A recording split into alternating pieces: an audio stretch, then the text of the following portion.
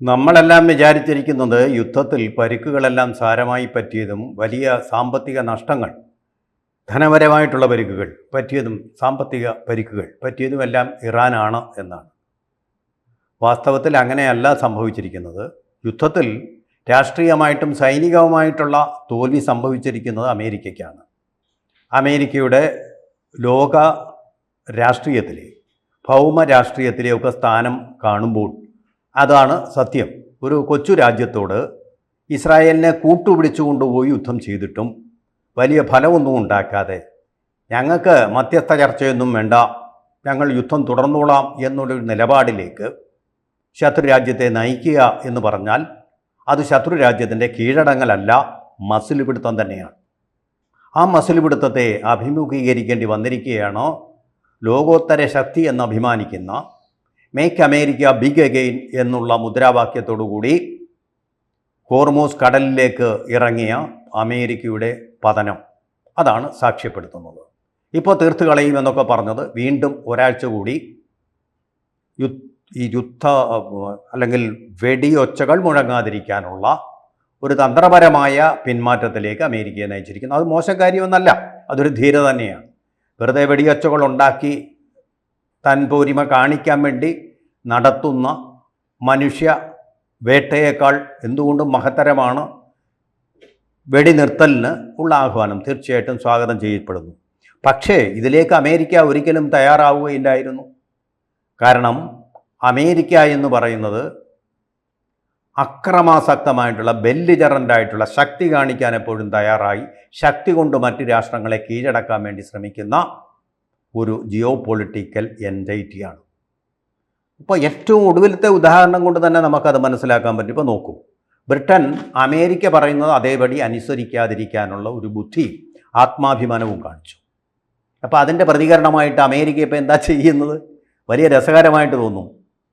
ആ പ്രതികാര മനോഭാവത്തോടു കൂടി, മനസ്സിൽ വെച്ച് പെരുമാറുന്ന രീതിയോടുകൂടി ഇപ്പോൾ ചെയ്തിരിക്കുന്നത്, പണ്ടൊരു കാലത്ത് അർജൻറ്റീനയുടെ ഭാഗമായിരുന്ന ഫോക്ലാൻഡ്സ് ദ്വീപ് അത് ബ്രിട്ടൻ പിടിച്ചെടുക്കുകയായിരുന്നു. കാരണം അത് സ്ഥിതി ചെയ്യുന്നത് അർജൻറ്റീനയോട് വളരെ അടുത്തും അതേസമയം ബ്രിട്ടനോട് വളരെ ദൂരെയുമാണ്. എന്നിട്ടും അമേരിക്കയുടെയും നാറ്റോ സഖ്യങ്ങളുടെയും സഹായത്തോടു കൂടി ബ്രിട്ടീഷ് പട കടലിൽ ചെന്നിട്ട്, അർജൻറ്റീനയുടെ തീരത്ത് ചെന്നിട്ട്, ഈ ഫോക്ലാൻഡ്സ് ദ്വീപ് എന്ന് പറയുന്ന ദ്വീപം വർഷങ്ങൾക്ക് മുമ്പാണ് ആ ദ്വീപ് സ്വന്തമാക്കി പിടിച്ചെടുത്ത് ഇപ്പോഴും അധിനിവേശം നടത്തുകയാണ് അവിടെ ഫോക്ലാൻഡ്സ് ദ്വീപിൽ. അങ്ങനെയാണല്ലോ അവർ കൊളോണിയലിസവും ഇമ്പീരിയലിസവും എല്ലാം വളർത്തിക്കൊണ്ടുവന്നു ലോകത്തിൻ്റെ പല ഭാഗങ്ങളിലും. അമേരിക്കയിലെ ഗൾഫിലുള്ള അമേരിക്കയുടെ ബേസുകളെല്ലാം അത് തന്നെ. അത് പറയാനാണെങ്കിൽ ജിയോ പൊളിറ്റിക്സിൽ ഒരുപാട് കാര്യങ്ങൾ പറയേണ്ടി വരും. അങ്ങോട്ട് പോകുന്നില്ല. നമ്മുടെ സമയത്തിനുള്ളിൽ തീർക്കുക എന്നുള്ള ബാധ്യത, ഉത്തരവാദിത്വം ഉള്ളതുകൊണ്ട് തിരിച്ചു മടങ്ങി വരികയാണ്. അപ്പോൾ അങ്ങനെയുള്ളൊരു രാജ്യമാണ് അമേരിക്ക, പ്രതികാര മനോഭാവത്തോടു കൂടി പ്രവർത്തിച്ചുകൊണ്ടിരിക്കുന്നത്. അപ്പോൾ അവർക്ക് പ്രതികാര മനോഭാവം തീർച്ചയായിട്ടും ഇറാനോടുണ്ട്. നശിപ്പിച്ച് കളഞ്ഞേനെ. ന്യൂക്ലിയർ ഓപ്ഷനിലേക്ക് അവർ പോയിട്ടില്ല. കാരണം എന്താണ്? ആ ന്യൂക്ലിയർ ഓപ്ഷൻ ചെയ്തു കഴിഞ്ഞാൽ തിരിച്ചടി ഉണ്ടാവും എന്നുള്ള പേടി കൊണ്ടാണ്. നാഗസാക്കിയിലും ഹിരോഷിമയിലും ഇത് കാണിക്കാൻ മടിക്കാത്ത ഒരു മനസ്സുള്ള രാജ്യമാണ് അമേരിക്ക എന്ന് നമുക്കെല്ലാം അറിയാം. മേൽക്കൈ നേടാൻ വേണ്ടി എന്തും ചെയ്യും. ജനങ്ങളെ കൊല്ലും, ചുട്ടരിക്കും, ഭരണകൂടങ്ങളെ വരെ തകർത്ത് ഉടയ്ക്കും. അത്തരം ഒരു രീതിയാണ് അമേരിക്ക. ക്രൂരമായ രീതി തന്നെയാണ്. അത് ലോകത്തിലെ പല രാഷ്ട്രങ്ങളിലും അവർ ചെയ്തിട്ടുണ്ട്. അപ്പോൾ ഇവിടെ അവർക്ക് മടങ്ങേണ്ടി വന്നു. കാരണം തങ്ങൾ നേരിടുന്ന പ്രതിയോഗി അല്ലെങ്കിൽ ശത്രു എന്ന് പറയുന്നത് അത്ര നിസ്സാരനല്ല, ഒരു ചെറുമീനല്ല, ഒരു നത്തോലിയല്ല. ഇതൊരു ഷാർക്ക് തന്നെയാണ്. കില്ലർ ഷാർക്ക് എന്ന് പറയുന്ന കൊമ്പൻ സ്രാവ് തന്നെയാണ്, രക്തദായിയായ സ്രാവ് തന്നെയാണ് എന്നുള്ളൊരു തിരിച്ചറിവുണ്ടായിരിക്കും. കിട്ടിയാൽ, കൊടുത്താൽ കിട്ടും. ഇപ്പോൾ അമേരിക്ക പറയുന്നത്, കൊടുത്തു ഞാൻ, അവൻ എനിക്കിട്ട് 5 അടി എന്നാണ് ഇപ്പോൾ പറഞ്ഞുകൊണ്ടിരിക്കുന്നത്. ഞങ്ങൾ ജയിച്ചു എന്ന് പറയുമ്പോൾ എല്ലാവരും മനസ്സിലാക്കുന്ന, അതായത് ഞാൻ പറയുന്നതല്ല, ഈ കാര്യങ്ങളെക്കുറിച്ചൊക്കെ വിശദമായിട്ട് പഠിച്ച പാശ്ചാത്യ മാധ്യമ പ്രവർത്തകരും അതുപോലെ ജിയോ പൊളിറ്റിക്കൽ അനലിസ്റ്റുകളും എല്ലാം ഒരേ സ്വരത്തിൽ ഇപ്പോൾ ഇന്ത്യയിലും ആളുകൾ പറയാൻ തുടങ്ങിയിട്ടുണ്ട്. പലരും പറഞ്ഞിട്ട് അമേരിക്കയാണ് ഇവിടെ തോറ്റിരിക്കുന്നതെന്ന് ഇപ്പോഴാണ് പറയാൻ തുടങ്ങിയത്. നേരത്തെ അവർ പറഞ്ഞാൽ ഇസ്രായേലല്ലേ, ഇപ്പം ഇറാനെങ്കിൽ ഒന്നുമില്ല, ഇപ്പം തീർക്കും, അവരുടെ എന്തോ ഇരിക്കുന്നു. ഇനിയും ബാലിസ്റ്റിക് മിസൈലുകൾ പലതും ബാക്കിയാണ്. അപ്പോൾ പലരും ചോദിക്കും എന്തുകൊണ്ടാണ് അവർ ഗൾഫിൽ ഇപ്പോൾ ആക്രമണം നടത്താത്ത? അതിന് ബാലിസ്റ്റിക് ഒന്നും വേണ്ട, വെറും മിസൈൽ മതി, സാധാരണ മിസൈൽ. രാത്രി സാധനങ്ങൾ, വെടിമരുന്ന് നിറച്ച് അങ്ങോട്ട് അയക്കുന്ന സാധനം. അത് നിർത്തിയതിൻ്റെ കാര്യം എന്തെന്ന് വെച്ചാൽ, അതാണ് വളരെ നമ്മൾ ശ്രദ്ധിക്കേണ്ട, മാധ്യമങ്ങൾ അധികം ചർച്ച ചെയ്തിട്ടില്ലാത്തൊരു കാര്യം. കാരണം അവിടെ വൻപിച്ച തോതിലുള്ള നാശമാണ് 7 ഗൾഫ് രാജ്യങ്ങളിലെ അമേരിക്കൻ ബേസുകൾക്ക് നേരെ ഇറാൻ ചെയ്തത്. വലിയൊരു നാശനഷ്ടങ്ങൾ അവർക്കുണ്ട്. തകർത്തു കളഞ്ഞു പലരും. പലായനം ചെയ്തേണ്ടി വന്നു അമേരിക്കൻ പട്ടാളക്കാർക്ക്. കണക്കാക്കുന്നത് പാശ്ചാത്യ മാധ്യമങ്ങൾ പറയുന്നതാണ്, ഏറെക്കുറെ വിശ്വസിക്കാവുന്നതാണ്. കാരണം അമേരിക്കയുടെ പക്ഷം പിടിച്ച് തന്നെ, യുദ്ധം വരുമ്പോൾ അമേരിക്കയുടെ പക്ഷം പിടിച്ച് തന്നെ അപഗ്രഥനങ്ങൾ നടത്തുന്ന പത്രങ്ങളാണ് ഏറെക്കുറെ എല്ലാം തന്നെ. സേനാ താവളങ്ങളുടെ കേട് പരിഹരിക്കാൻ കോടിക്കണക്കിന് ഡോളർ വേണ്ടിവരുമെന്ന് EAIയുടെ വിലയിരുത്തൽ പറഞ്ഞിരിക്കുന്നത്. അതുപ്രകാരം EAI എന്ന് പറഞ്ഞാൽ അമേരിക്കൻ എൻ്റർപ്രൈസ് ഇൻസ്റ്റിറ്റ്യൂട്ട്, ഇതിനെക്കുറിച്ച് സത്യസന്ധമായിട്ടും വളരെ അധികം ശാസ്ത്രീയമായിട്ടും ഉള്ള അപഗ്രഥനം നടത്തുന്ന വിശ്വാസയോഗ്യമായ ക്രെഡിബിലിറ്റിയുള്ള ഒരു സ്ഥാപനമാണ്. 500 കോടി ഡോളറിൻ്റെ 500 കോടി ഡോളർ എന്ന് പറഞ്ഞാൽ ഏകദേശം 47,125 കോടി രൂപ. അത്രത്തോളം രൂപയുടെ നാശനഷ്ടത്തിന് ആണ് കണക്കാക്കുന്നത്. എന്നാൽ ടാർഗറ്റഡ് ആയിട്ടുള്ള മിസൈൽ വിക്ഷേപണമായിരുന്നു. സിവിലിയൻ ഏരിയയിലേക്ക് പോകാതെ അമേരിക്കയുടെ അസറ്റുകളിൽ തന്നെ നടത്തിയ ആക്രമണങ്ങളിൽ തന്നെ ഇത്രയും അധികം വ്യാപകമായിട്ടുള്ള നഷ്ടം ഉണ്ടാക്കാൻ ഇറാന് സാധിച്ചിരിക്കുന്നു. നിസ്സാര കാര്യമല്ല. അപ്പോൾ ആ ടാർഗറ്റുകളെല്ലാം അവർ ഫിനിഷ് ചെയ്തിരിക്കുന്നു. വരുത്തേണ്ട നഷ്ടമെല്ലാം അമേരിക്കയ്ക്ക് വരുത്തിയിരിക്കുന്നു. ഇനി അവർക്ക് ആ ലക്ഷ്യമില്ല. ആ ലക്ഷ്യം വിജയകരമായി അവർ പൂർത്തിയാക്കി.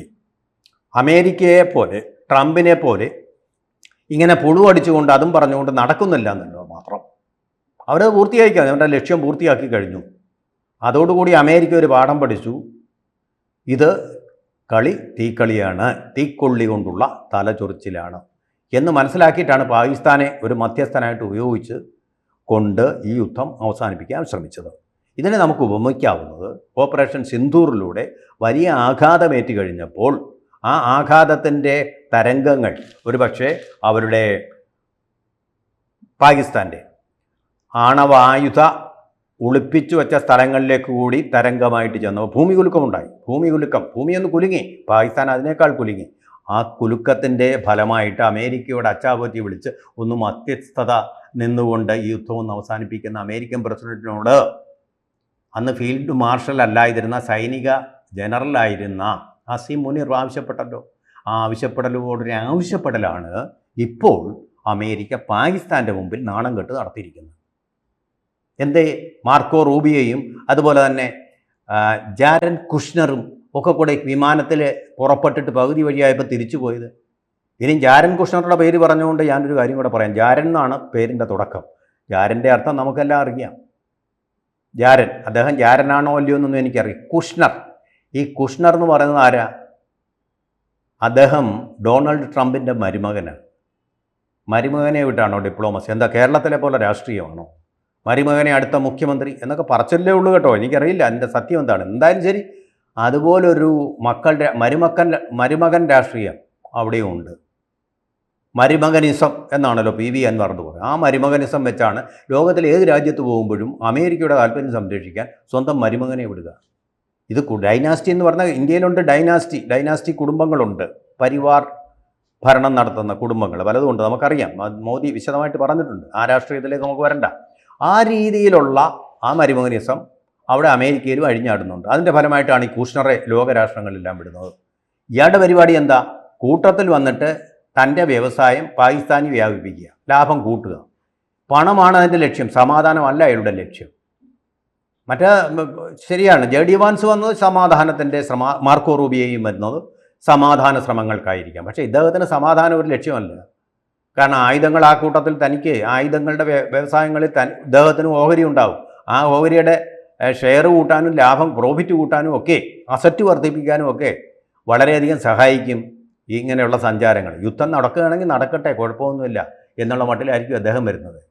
പാകിസ്ഥാനും അത്രയേ ഉള്ളൂ താല്പര്യം. യുദ്ധം നടക്കുന്നിടത്തോളം രണ്ട് വശത്തു നിന്ന് അങ്ങോട്ടും ഇങ്ങോട്ടും നുണയും കൊതിയും പറഞ്ഞുകൊണ്ട് നമുക്ക് കുത്തിത്തിരിപ്പും നടത്തിക്കൊണ്ട് നമുക്ക് അവിടെ കുറച്ച് ലാഭം കൊയ്യാം എന്നുള്ള ഒരു മനോഭാവമായിരിക്കും പാകിസ്ഥാനുള്ളത്. അതാണ് ചർച്ച എങ്ങും എത്താതെ ഇനിയും വീണ്ടും വരുന്നുണ്ടെന്ന് പറയുന്നു മന്ത്രിമാരും ഒക്കെ. കിംഫലം ഇനി ആയാലും കുഴപ്പമൊന്നുമില്ല, ഇതിങ്ങനെ അപ്പോൾ സംഭവിക്കാൻ പോകുന്നു ഞാൻ പറയാം. ഇറാനെ ഗൾഫ് രാജ്യങ്ങളിലുള്ള ലക്ഷ്യം അവർ തീർത്തു കഴിഞ്ഞു, അവർ ഫിനിഷ് ചെയ്ത് കഴിഞ്ഞു. ഇനിയിപ്പോൾ ഗൾഫ് രാജ്യങ്ങളിലേക്ക് ഒരു ആക്രമണം ഉണ്ടാവില്ല. ഇപ്പോൾ പ്രശ്നമായിട്ട് കിടക്കുന്നത് ഹോർമൂസ് ദ്വീപാണ്. അവിടെ അമേരിക്കയുടെ കപ്പൽപ്പട അവിടെ വന്ന് കിടപ്പുണ്ട്. അതുമാത്രമാണ് ഒരു പ്രശ്നമായിട്ട് ഉള്ളത്. ആ കപ്പൽപ്പട അങ്ങ് മാറ്റും, പതുക്കെ പതുക്കെ അങ്ങ് വലിച്ചു മാറ്റും. അതിനകത്ത് ഇപ്പോൾ ഏറ്റവും പുതിയ ഒരെണ്ണം വന്ന് USS ജെറാൾഡ് ഫോർഡ്. ഇതുകൊണ്ടൊന്നും ഇറാൻ കുലുങ്ങാൻ പോകുന്നില്ല. അവർക്ക് ആ കപ്പൽപ്പടയെ അനാവശ്യമായിട്ട് കൊണ്ടുവന്ന കപ്പൽപ്പടയെ അവിടെ നിന്ന് മാറ്റേണ്ടി വരും. അതോടുകൂടി ഹോർമൂസ് കടൽ തുറന്നു കൊടുക്കും. അതുപോലെ തന്നെ ടോൾ പിരിവ് ഇന്ത്യ പറഞ്ഞിട്ടുണ്ട്. ആ കളിയൊന്നും വേണ്ട. അതിലൂടെ പോകുന്ന കപ്പലുകൾക്ക് ടോൾ പിരിവൊന്നും ഏർപ്പെടുത്തി അങ്ങനെ ഇപ്പോൾ പണം ഉണ്ടാക്കാൻ നോക്കണ്ട. വേണമെങ്കിൽ നിങ്ങൾക്ക് പണം വേണമെങ്കിൽ ഞങ്ങൾ കുറച്ച് തരാം. പക്ഷേ ഈ ടോൾ പിരിവ് വെച്ചുള്ള കളിയൊന്നും പറ്റില്ല. അങ്ങനെ നമ്മുടെ നാഷണൽ ഹൈവേ കൊടുക്കുന്ന പോലെ ഫാസ്ടാഗൊക്കെ വെച്ചിട്ട് ടോൾ പിരിവ്, ആ പരിപാടിയൊന്നും വേണ്ട. കൂടുതൽ വാർത്തകളും വിശേഷങ്ങളും നിങ്ങളിലേക്ക് എത്താൻ ABC മലയാളം സബ്സ്ക്രൈബ് ചെയ്യുക, ബെൽബട്ടനും അമർത്തുക.